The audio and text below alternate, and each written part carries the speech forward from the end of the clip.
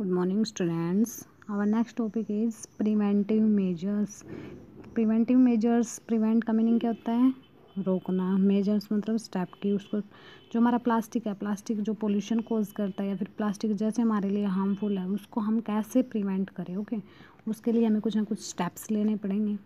तो plastic is necessary evil कि वैसे तो प्लास्टिक हमारे लिए क्या बहुत नेसेसरी है. It's use can not be abundant कि हम इसके यूज़ को क्या नहीं कर सकते. अबंडेंट का मीनिंग होता है लेफ्ट कि हम इसकी जो लेफ्ट की हम इसके यूज़ को जो हमें नहीं छोड़ सकते. Okay at once at a time की मतलब अब तो हम उसको नहीं छोड़ सकते. However some preventive measures can be taken to reduce its impact on the environment कि हम उसके यूज़ करना तो उसको नहीं छोड़ सकते बिकॉज हमारे लिए इम्पोर्टेंट है.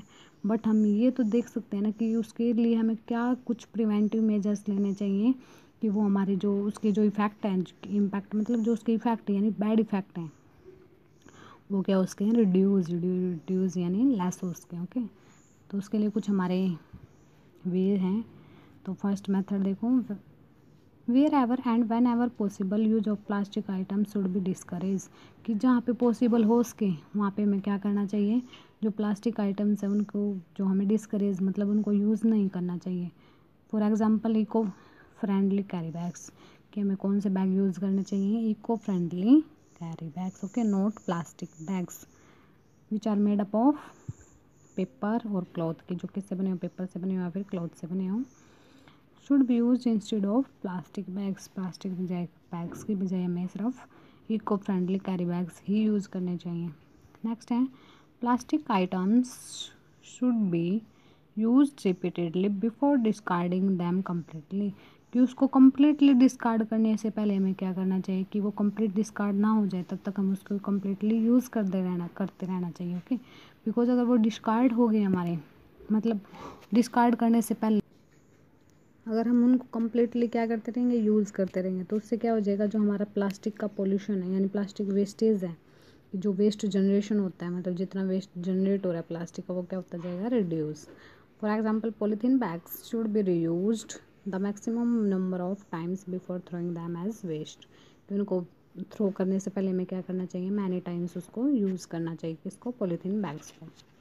नेक्स्ट है plastic items such as empty bottles कि जो हमारी प्लास्टिक आइटम्स का जैसे कि कोई एम्प्टी बोतल other plastic containers can be used for growing indoor plants कि हम कैसे यूज़ कर सकते हैं इंडोर प्लांट्स यानी जो घर के अंदर जो इंडोर का मतलब जो हमारे हाउस के अंदर जो प्लांट्स है उसकी जनरेशन में यानी उसकी जर्मिनेशन में उनको ग्रो करने में हम क्या कर सकते हैं उसका यूज़ कर सकते हैं. और कुछ ना कुछ हम उससे क्या बना सकते हैं डेकोरेटिव आइटम्स भी बना सकते हैं कि प्लास्टिक की बोटल्स होती है ना उससे हम क्या कर सकते हैं कुछ ना कुछ डेकोरेटिव आइटम्स क्या कर सकते हैं बना सकते हैं. देखो फिगर 3.20 इसमें क्या है कि जो हमने सॉइल डाल के इसमें क्या किया हुआ है जो इंडोर प्लांट्स है उसकी क्या कराई गई है ग्रो कराई गई हैं वो indoor plants. Okay plastic waste should be disposed of properly and not thrown on the road side और इन द सीवेज सिस्टम कि हमें प्लास्टिक को अगर हमें डिस्पोज ही करना है अगर उसको मतलब थ्रो ही करना है तो हमें प्रॉपरली उसको थ्रो करना चाहिए. ये नहीं कहीं भी फेंक दिया स्पेशली रोड साइड पे रोड की साइड पे जो सीवेज सिस्टम होता है उसमें तो बिल्कुल भी नहीं डालना चाहिए हमें बिकॉज वो क्या हो जाते हैं ब्लॉक. ओके ब्लॉक होने के बाद फिर वही हमने पहले रीड किया था कि ओवरफ्लो हो जाता है वाटर का वहाँ पे. Different bins should be use to collect plastic and organic waste in homes हमें क्या करना चाहिए डस्टबिन्स जो होते हैं वो डिफरेंट यूज़ करने चाहिए किसके लिए कि जो हमारा वेस्ट है वेस्ट क्या हो जाए पर्टिकुलर डिस्पोज हो उसके बिकॉज जो नॉन डिस्पोज है उसको अलग रखो सेपरेट करो. जो डिस्पोजेबल है जो हमारा मतलब क्या हो जाए बायोडिग्रेडेबल वेस्ट है ऑर्गेनिक वेस्ट है उसके हम क्या कर सकते हैं एज ए मैन्योर उसको यूज़ कर सकते हैं उसको हमें अलग से डस्टबिन में डालना चाहिए और उसको हमें अलग से. ओके 5R प्रिंसिपल ऑफ देखो 5R मतलब 5R से स्टार्ट होते हैं हमारे वर्ड सारे 5 के 5 वर्ड R से स्टार्ट होते हैं. फर्स्ट है रिड्यूस कि कम करो प्लास्टिक के यूज़ को. रीयूज़ मतलब दोबारा से दोबारा उसको क्या करो यूज़ करो. रिकवर यानी उसको रिकवर करते चलो साथ में जितना वेस्ट जनरेट हो रहा है. रिसाइकिल यानी use again and again and refuse और जितना हो सके उसको यूज़ ही मत करो मना कर दो यूज़ से. Okay should be practice to minimize the plastic waste कि इन सब की हमें प्रैक्टिस करनी चाहिए कि हम क्या कर सकें मिनिमाइज़ यानी वेस्ट को क्या कर सके कम कर सके. Okay and lower the environment threats posed by it. और जितने भी मतलब इन्वायरमेंट थ्रेट्स मतलब जो हार्म हो रहा है किसको, इन्वायरमेंट को, उसको हम क्या कर सकें, स्टॉप कर सकें। नेक्स्ट हमारा साइंस इन एक्शन। देखो हमारी गवर्नमेंट ने एक ऑर्डर पास किया था, कब, नवंबर 2015 में। उसके लिए उसने क्या मतलब रूल बनाया था, उसने मैंडेटरी यानी सबके लिए मतलब कंपलसरी था ये रूल कि जो भी रोड को डेवलप करते हैं, मतलब जो रोड बनाते हैं, उनके लिए जो वेस्ट को भी यूज़ करना ज़रूरी था उनके लिए, कि वो जो मटेरियल यूज़ कर रहे हैं ना रोड कंस्ट्रक्शन में, उसके साथ साथ जो वेस्ट है कुछ ना कुछ अमाउंट में उसको वेस्ट भी उनको क्या करना था, यूज़ करना था। ओके, तो इससे क्या हो सकता था कि जो growing problem of plastic waste disposal in India, कि जितने भी हमारे जो प्लास्टिक मतलब ज़्यादा इंक्रीज होती जा रही थी प्लास्टिक वेस्ट, वो क्या हो सकता था, थोड़ा बहुत कंट्रोल हो सकता था।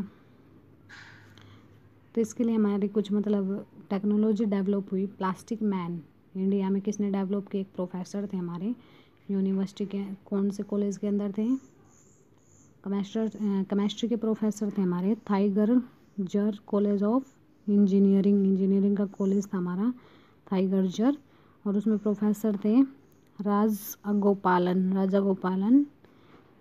वसुदेवन, प्रोफेसर थे केमिस्ट्री के। ओके, तो उन्होंने क्या एक प्लास्टिक मैन के नाम से मतलब एक टेक्नोलॉजी डेवलप की थी।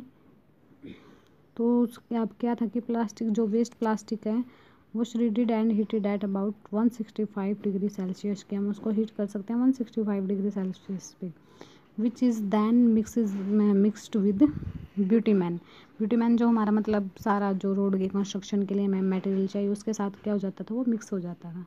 This mixture is then use for road construction, और उस मतलब मटेरियल को हम फिर किसके लिए यूज़ करते थे, रोड कंस्ट्रक्शन के लिए यूज़ करते थे।